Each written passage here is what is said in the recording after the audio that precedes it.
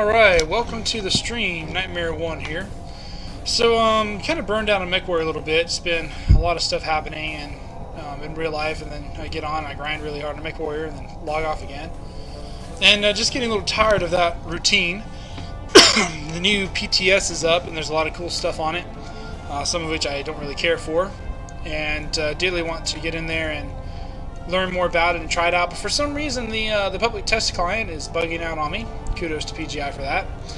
And not really feeling like grinding tonight, so I thought, you know what, I'll go do some Star Trek. It's been quite a while since I was on here, and I really missed the RPG elements of it, so why not go ahead and just log in and play a bit more. So that's why I'm here, and this is my ship. As you can see, I've got a little bit of Borg tech on it. It's a pretty nice ship, T6 cruiser, engineering class, and it can take quite a beating. I like to say when I enter battle and I see an overwhelming number of enemies that you can't sink this ship. Sink being metaphorical in this case, since we are in space. Now, Star Trek has had a lot of changes lately. I'm going to highlight a couple of them here in this game footage, in this stream I should say. And that is the change and update to the skill tree. So, a lot of things have changed. I've cataloged some of it and have gone over some of it. But this time around, the last couple patches, we've got a new storyline, new special thing. If you create an agent between July 6th and August 24th, you get special bonuses for that particular character as well as all your other characters. There are new episodes available. Future Proof is from the previous season. But they've got some new episodes here, right here, yesterday's war, that are brand new, and they're adding episodes to that as we go. So that's all pretty exciting. And then we also have the updated skill tree, which I'll show you here. That's my character right there, Kurdog. And of course my ship's name is the Sword of Valor. All of my Federation ships for this character carry the Valor theme. You have Sword of Valor, Light of Valor, Shield of Valor, Hope of Valor, things like that. I tend to be thematic with my ships, with my sidetrack here, but with my Gorn I use, I think it was Wrath or Fury, I can't remember which it was. I think it's Wrath, like Wrathful Intent, things like that as my names for that. So I like to pick one word as a theme and run with that theme for all my ships, per tune. Anyways, so going on to the skill tree. You might remember that we had the skill tree updated here recently with the bridge officers as well. By the way, sidetrack, Hiroka is a Klingon. Yes, that is correct. Yes, he is working in Starfleet, and yes, I did give him a Wookiee bowcaster. I don't know why, for some reason, whenever I look at him, I think of Chewbacca. Anyway, so we do have the skill tree for them, and as you can see, it's been changed dramatically. That was a few patches ago. Can't remember exactly when, but he now has this thing where you can highlight his abilities and you can purchase skill books and teach him using the skill books rather than having to grind out levels like you had to with your captain. This worked apparently as a prototype for the update to the captain skill tree, and there's some pretty neat stuff there. You can also give them specializations. In this case, I taught him how to be a pilot, how to have the pilot specialization. So you can earn bonus skills up beyond that, which I can then use on my ship if I have a pilot chair on my station, which in this one I do not because it is a command cruiser. I have a command chair instead. So going back to skills, you have 4 space and 4 ground. That hasn't changed at all. What has changed dramatically are the skills for your character. Previously, you might have remembered they had specializations here at the top. That has been rolled into the skills window as well, and voila, here it is. So now you have, if you remember from previously, you had these like vertical bars that went from left to right across the screen, and each row represented a different discipline, and that's been inverted. So now each column is a different discipline: engineering, science, and tactical. And rather than having like little blocks you clicked on, you'd have columns that ran down. You had a scroll bar like this one, but it was horizontal, and you would scroll from left to right. And the further right you went, the more powerful the abilities, and you could upgrade the abilities incrementally. They had like 6, I think it was, levels you could purchase to give a very powerful amount of fine tuning. And so you could put one skill into each and have every single ability, basically, every single passive buff. Or you could put, a lot of skills into one and unlock all 6 and have a very powerful passive buff with maybe a special ability too. So that was really interesting. It was not real clear or easy to understand. The explanations were a little esoteric, and it was frankly a little confusing, and for new players, overwhelming. So Cryptic went back and they redesigned it. What you see before you is the result. You have engineering, you have science, you have tactical. These are now the columns instead of the rows. Now you have your space and your ground as toggleable buttons rather than as strictly, different sections of the page, which created a lot of scrolling. And you also have these simple little tooltips now. Hull restoration, space skill, it gives you a description, and then it gives you the nuts and bolts. Your total skill bonus is equal to plus 50. So whatever my base skill bonus is at healing my hull, I now have a flat plus 50 to it. And then the total base healing bonus is a plus 25%. And as you can see, I've leveled it all the way out, so I have a total of plus 100 to my base skill, and my total base healing bonus is a plus 50%. That means that my ship will heal. Let's see. All restored by your outgoing heal. Yes. So that means every time I use a healing ability, I get an extra 50% hull heal from that ability, which means that I'm a very powerful healer now, both to myself and to allies if I use my abilities on them. Now, just because I'm an engineering officer, as you can see, Starfleet Engineer, and I'm driving a cruiser, it does not mean that I cannot acquire science or tactical skills. As you acquire these skills, you get these little bars down here that fill up. Because I'm an engineer, I am going to focus on the engineering side. However, with this character, I have built him up to be something of a tank.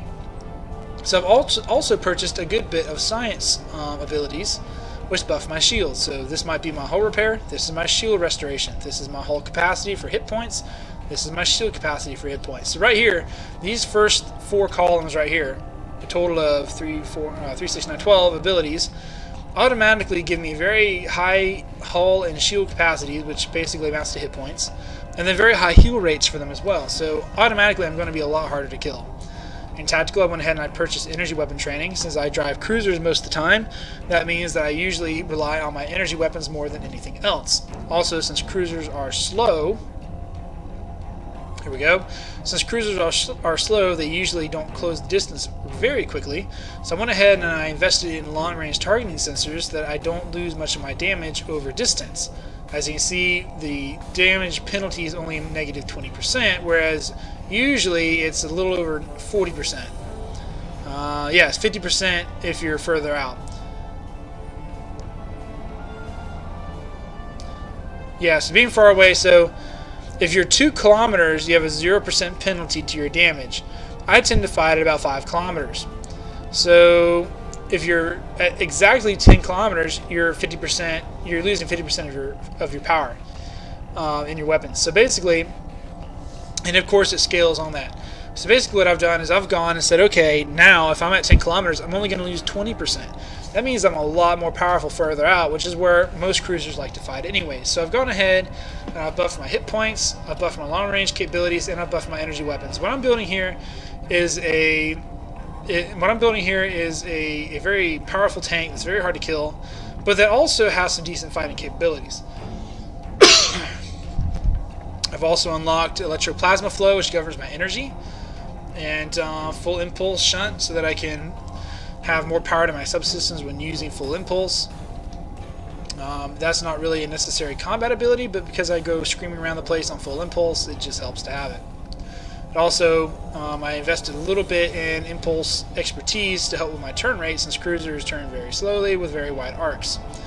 And I'm not going to go through all of it, but basically that's more of it. I mean, here we have auxiliary performance and shield. This basically gives power bonuses to all my systems, which in turn makes them stronger, which in turn makes me stronger. I also purchased shield weakening, so that as I hit my enemies, I can deal additional damage to their shields. In Star Trek, the name of the game is killing enemy shields. Once the shields are down, they are very vulnerable, especially to your kinetic weaponry. I also buffed my damage resistance. As you see, I got hull plating. My damage resistance to energy and projectile weapons is very high now. So what we've got here is a very, very hard to kill tank that's got decent fighting capabilities at mid and long range. And then what I went ahead and did here is, you can see as you level it, you gain access to other special choices, which also help you focus in. Since I tend to use a lot of batteries, and I have a lot of ships, but only one of which is actually a carrier. but I have a lot of batteries that I use across all my ships, so it's in my best interest to upgrade my battery skill. And then here I upgraded my subsystem repair. I could have upgraded my hit points by another 10 to my capacity skill, not 10% mind you, just a plus 10 to the skill, which would have been pretty nice. But to be honest, when you get, having your subsystems knocked offline happens fairly frequently in this game. There's a lot of subsystem attacks, especially if you're fighting a tactical class enemy.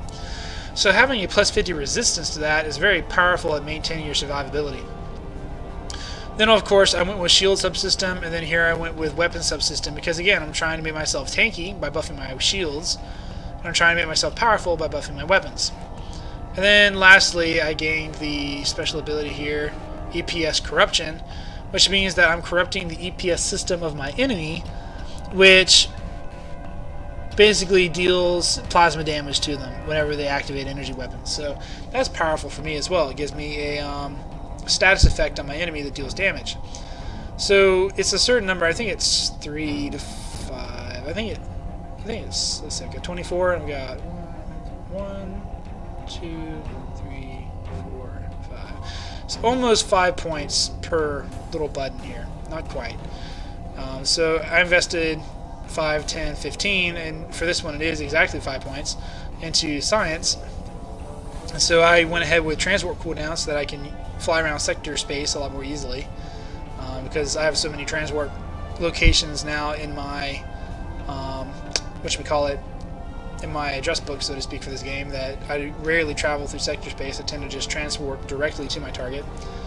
So that was more important than having faster sector space travel. I did boost my max shield capacity.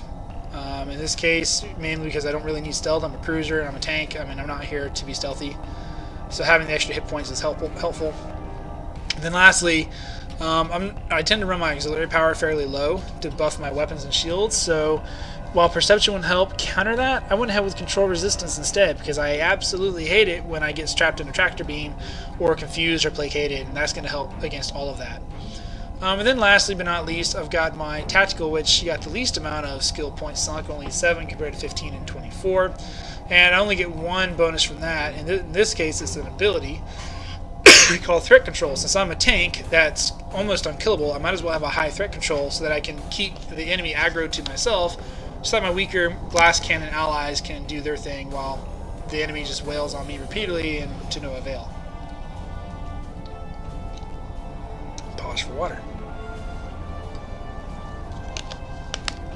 Alright. And this worked out. I went and tested it just a little bit ago, and this is definitely a very powerful ship. Not as powerful as it used to be prior to the skill tree being revamped. When it was revamped, I got all my points translated for me into spendable points, which is great. But it also changed how I had distributed the points. Before, I had focused on attack more than anything else, before I really understood this game very well as a noob. Now that I understand it a lot better, I can make better choices with my skills and how I place them, and get a much more effective ship as a result. And then in ground, instead of trying to be balanced a little bit on the ground, what I went ahead is I just sunk everything into shields and into armor and all that, and into my kits. Engineers survive based on their kits. They have a lot of fabrication abilities. Kits are life for engineers. Then also I went with the tank route. I got my shields as high as I can and as powerful as I can get them, and then I buffed my armor and my hit points. That way, again, I'm tanky on the ground as well. Then, last but not least, you have your specializations, of which 2 have been added. You now have the temporal operative and the strategist, which have their own basics, their own special skill trees that are unique, with abilities you can unlock over time. And also they have that little bar across the bottom too. If you fill the bar all the way up, that's as far as you can go, and your specialization is maxed out. As you can see, I have been working on the pilot and the intelligence officer quite a bit. Both have 4 skills unlocked. I am halfway through my total skill tree here, and I get to take the new skill next time, which is pretty cool. I've only got a few points left. I can't remember how many are in each tier, but I don't think you can unlock every single one of these. Maybe you can, I'm not sure. But I'm at the point where I have to start being careful as to which ones I unlock to make sure I get the best ones. And once again, I've got a special ability here, which is pretty exciting, and lets me do barrel rolls and do a barrel roll and things like that. So it's all pretty cool stuff. Anyways, so that's what's new with the skill tree. And now I'm going to go upgrade one of my other characters, and you get to see that in action.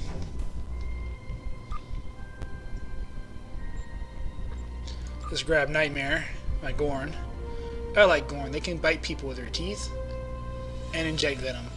How cool is that? And then knock them down in the process. It's a really great expose and status effect attack. You gotta get really close, but it's always fun whenever it happens. And it always surprises the enemy.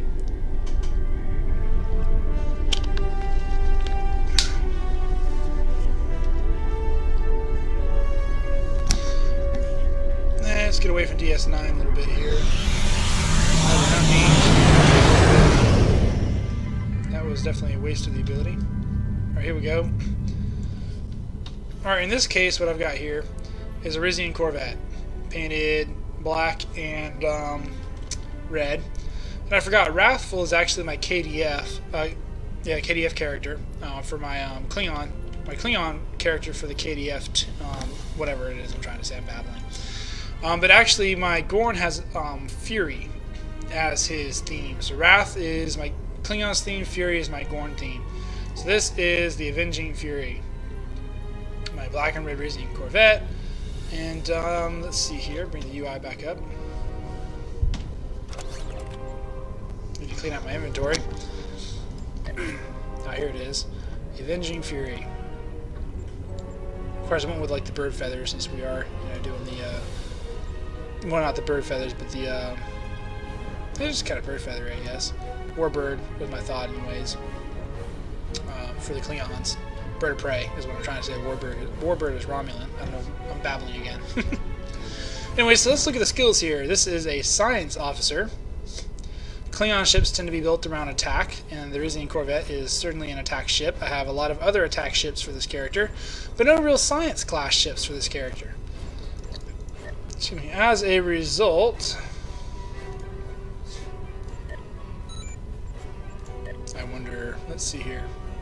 Oh, okay, I can get this one. Excellent. Alright, so I do have a science. Okay, cool. So let's look at skills here. We'll go to space. Alright, as you can see, it's all grayed out. All my skills have been completely reset.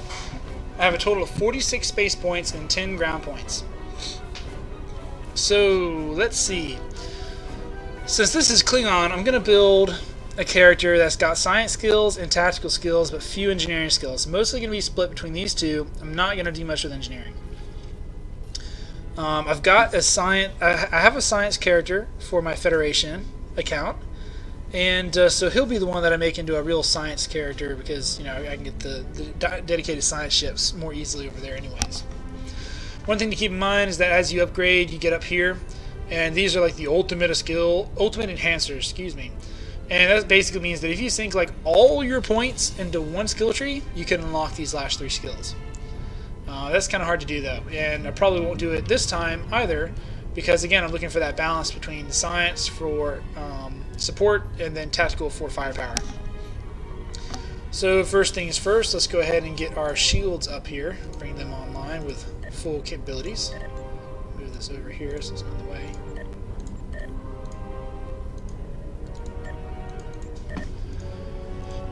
Excuse me.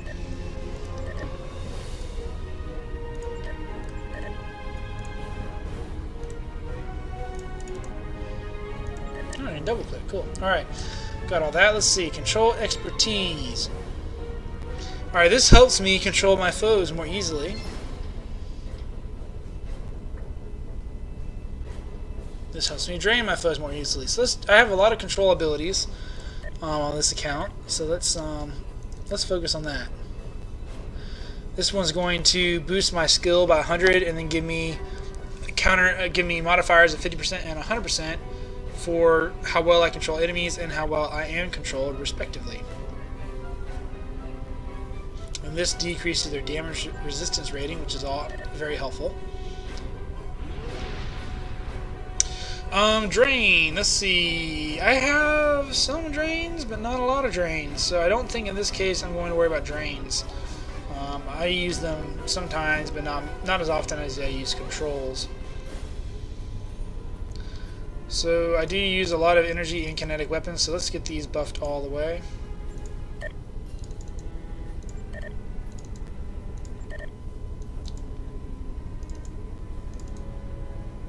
actually purchase it already. Purchase.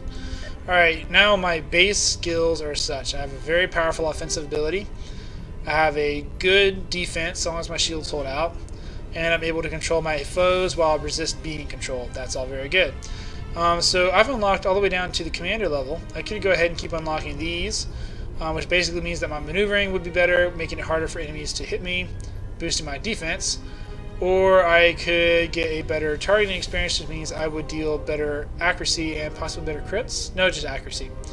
But let's jump on down here to commander and see what there is down here. Shield hardness, that negates a certain amount of damage, and shield regeneration. These are also very important. Let's get these up here. We'll unlock these all the way as well. Alright, and again, what this is going to do is this is going to make it very hard for them to kill my shields. So I can have a glass cannon ship with practically no hull capacity or hull healing abilities from the engineering side because I'm going to focus on them not being able to take out my shields. And here we have weapon amplification and weapon specialization. And basically this is going to say that I can get better critical severity. So when a critical hit is dealt, this does additional damage, or I can improve my critical hit chances. Over here we've got damage control, which helps with my regeneration of my health. And here I have hull plating, which boosts my overall damage resistance. Well, I want to boost that a little bit, just to help with the fact that I'm kind of a glass cannon at the moment. This still has not unlocked. I'll also boost my regeneration a little bit. Interesting, that still hasn't unlocked.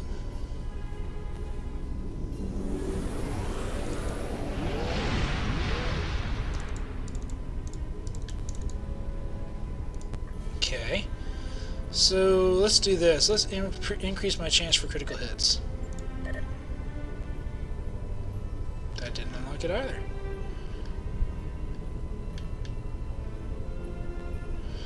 Interessante. I don't want to spend any more points.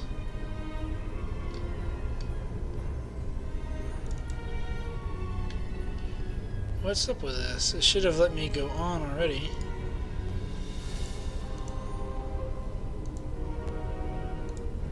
One of the long-range targeting sensors here.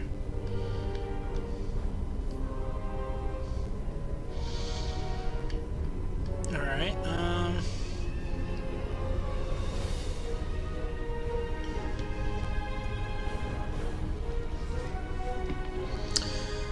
let's try improving my... Well, you know what? Let's see.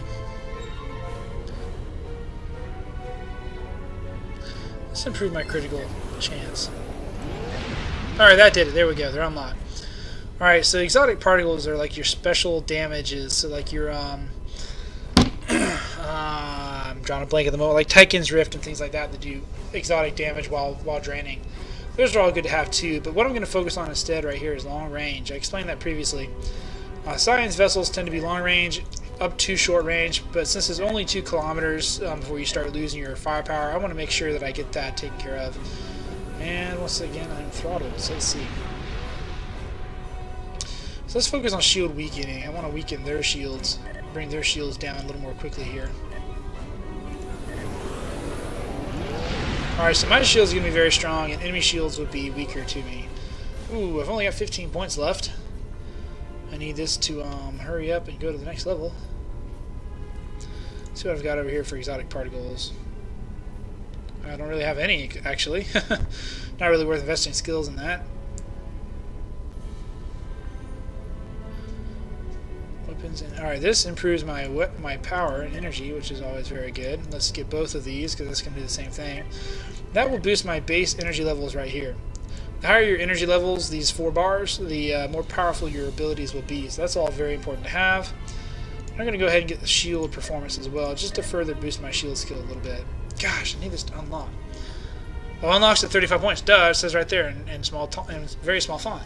So after I've spent 35 points, I can get to this. So let's see, I've got 18, 5 and 11, babbling again. 18 and 11 is 29, and 5 is 34, so I need one more skill. Let's look up here and see. What do I want to buy? Let's get, well, you know what, let's go ahead and boost my critical chance. Full 6% bonus. There we go. Alright, let's see. Science and readiness. Total, alright, this is going to recharge my science abilities very quickly. I've got how many? 11 space points? Okay. Nice. Alright, this is going to give me a very powerful shield hardness ability, which negates incoming damage. That's going to restore my shields. That gives me a shield heal whenever I'm hit. This reflects damage. This really makes my shields some very powerful stuff. Let's see. We'll go ahead and get all 3 recharge skills here.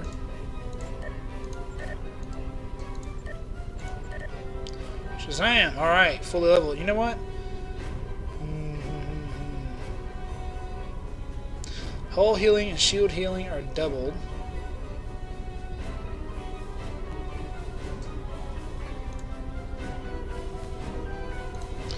Interesting.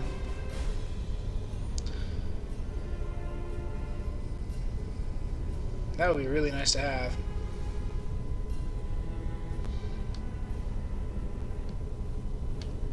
I don't really need, let's see, I've got 5 more space points.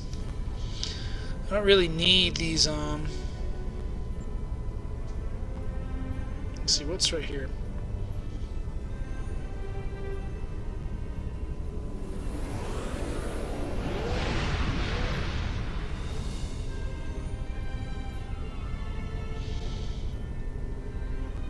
Boost my tactical abilities. I do use a lot of those, so let's purchase 2 of those here since I got 5 points left anyways.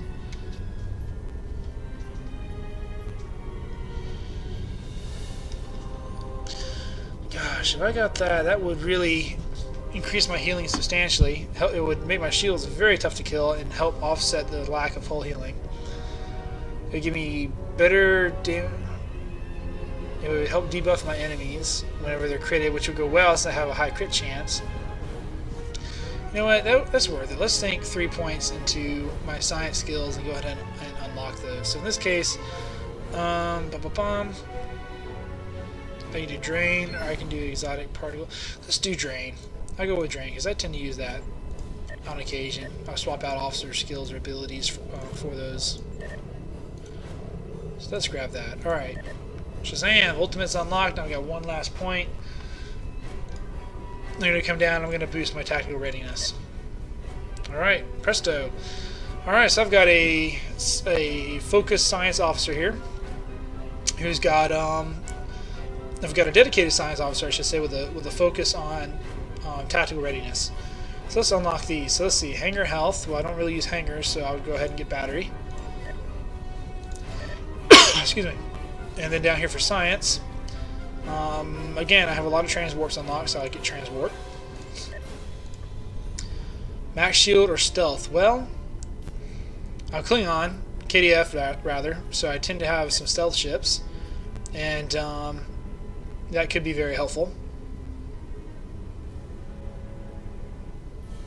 But again, I have very strong shield abilities with this character. I really focused on those hard. So I think in this case, I'll go with shield capacity just to further reinforce that shield ability.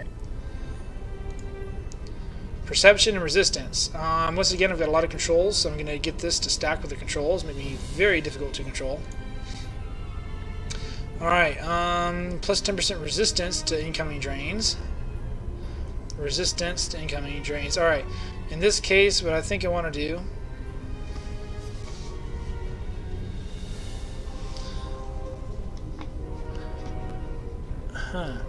provides an additional 10% resistance to incoming subsystem power drains. Well, that should cover all 4 systems, and then I have shields. That's only shields. So why would you choose only shield over all subsystems?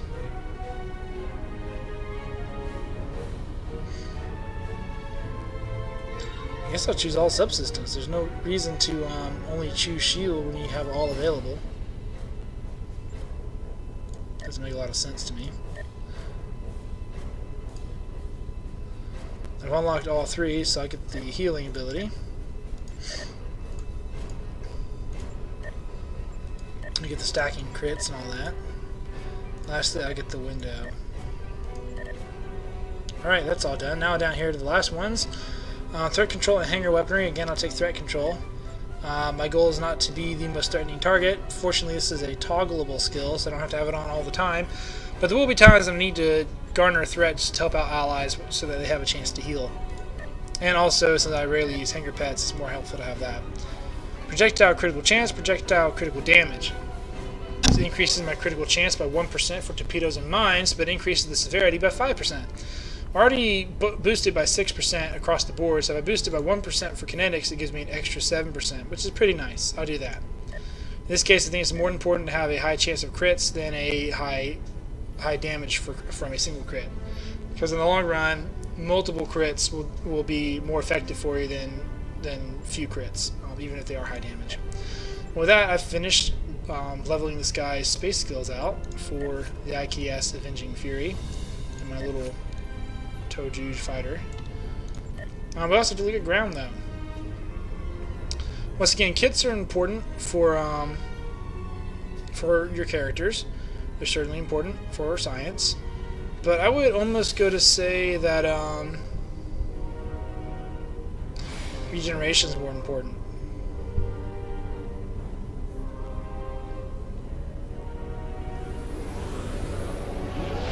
Let's see. Armor is important. Weapon proficiency. Criticals. Alright, shields very important. Let's get shields. We'll get all the shields first. Shields are very important for ground characters.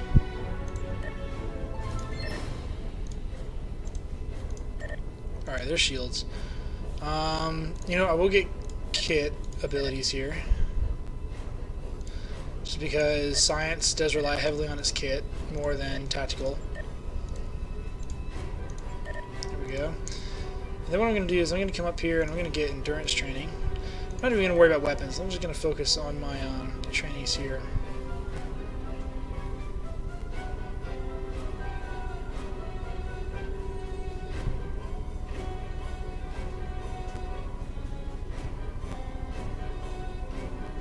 I get improved hit points for my character. So I've got high shields and high hit points. That's good.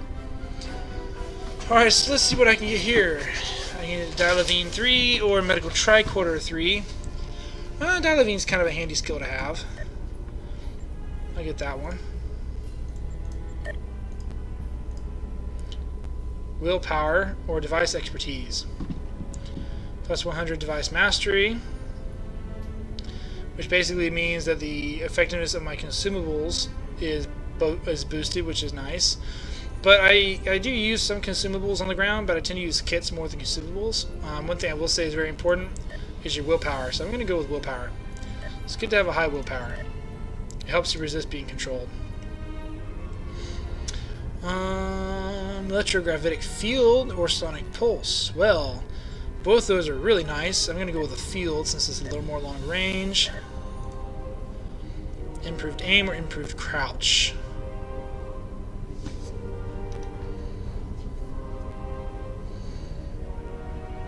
You know, I'm going to go with improved crouch. No, you know, I get close to my Gorn because he is a Gorn, he does bite people, and he does have close range kits.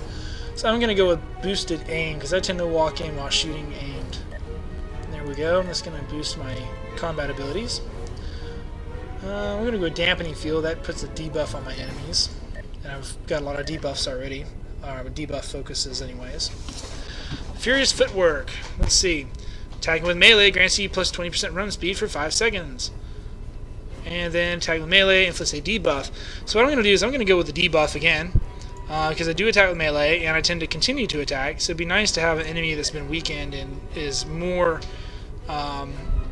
open to, or is more susceptible to further attacks. And since I like to run up and bite people with my Gorn and inject venom into them and knock them down, which is an expose, and then hit them with an exploit follow-up attack for a very powerful combo, having an extra 20 damage resistance debuff to them is going to make it so much more effective. So we'll go with that. Neural neutralizer or melorazine. I'll continue with the hypo spray theme here.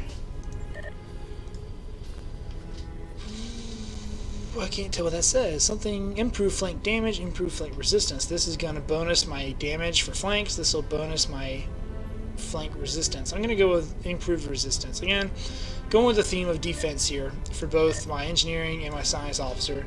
When I go tactical, I'll go more with the damage output, but for now I'm just going on defense. And here we've got bridge officer training for nanite health monitor and vascular regenerator. I really like the nanite health monitor, so I'm going to go with that. And then last but certainly not least, I can have offensive mastery or defensive mastery. And again, since I have so many skills sunk into my defense, I'll just continue to stack with my defensive mastery. Shazam! We're done. Do I have any specialization points? Oh, I have 1 point. How awesome. This is my secondary, so let's look at my primary. Alright, that is this one. When I am flanked, there's a 15% chance to placate my attacker. Well, that goes along well with everything I've done so far. I'll go ahead and unlock it. Boom! Halfway there. Very good. Alright. That rounds it out for Nightmare. Okay, it's 8:30 here. I'm going to kill this and probably get ready for bed. It's been a really long day, and I've got an early day tomorrow. Closing on a house, and I'm meeting some of the inspectors there tomorrow morning, bright and early, for part of that. So I'm going to shut things off a little early tonight, go to bed so I can be ready to handle the day tomorrow. Anyways, this video will be put on YouTube as an introduction to the changes in Star Trek Online. Water tastes good. And also to help with the Brethren's Trekkie training nights. That way any people who are relatively new, haven't logged in a while, can be brought up to speed reasonably quickly. And I guess that's about it. Let's see, I got blinking lights here for my duty officers. 18 complete. I'll go ahead and grab these. How do you fail those? I put some of the best officers on them. Jimmy Pete. My luck is not with me today.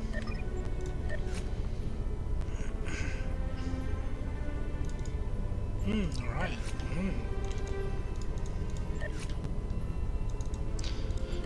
I always like to go for the, what's it, buffs. Rebalance that, rebalance this. If you get a critical, you get bonuses to your, right here, critical success will grant a buff. If you get criticals, you get buffs, and they're just nice to have. They're only good for like 24 hours or so, whatever the time limit is, but it helps. Every little bit helps.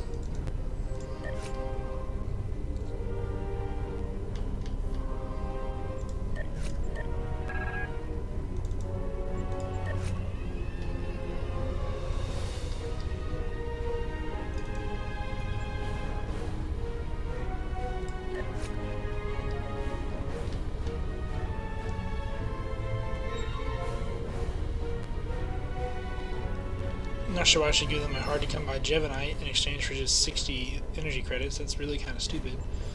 I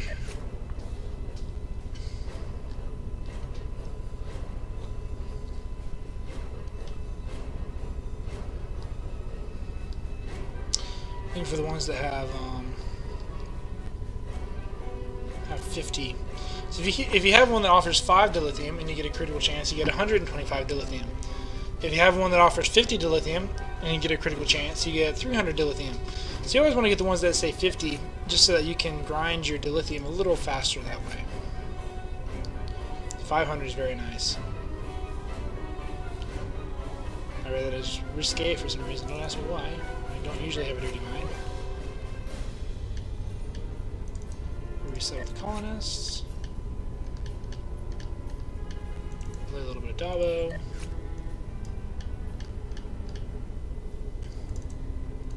Some young warriors in a tournament. Go earn me some dilithium in your tournament. Pardon me. I'm on a prisoner exchange. How about that? Some prisoners. So there's that one.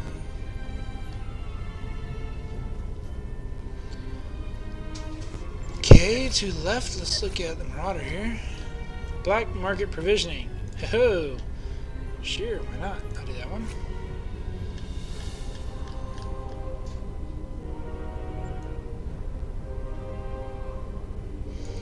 Do the raid and the research station, why not?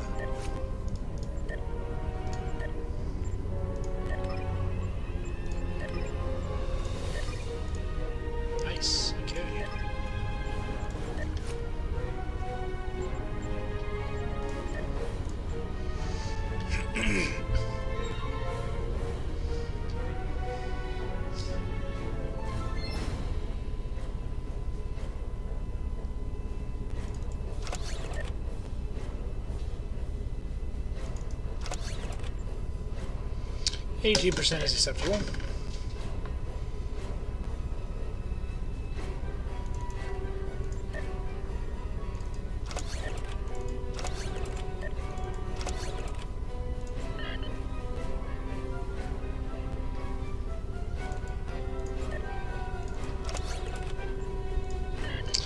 Alrighty, R&D.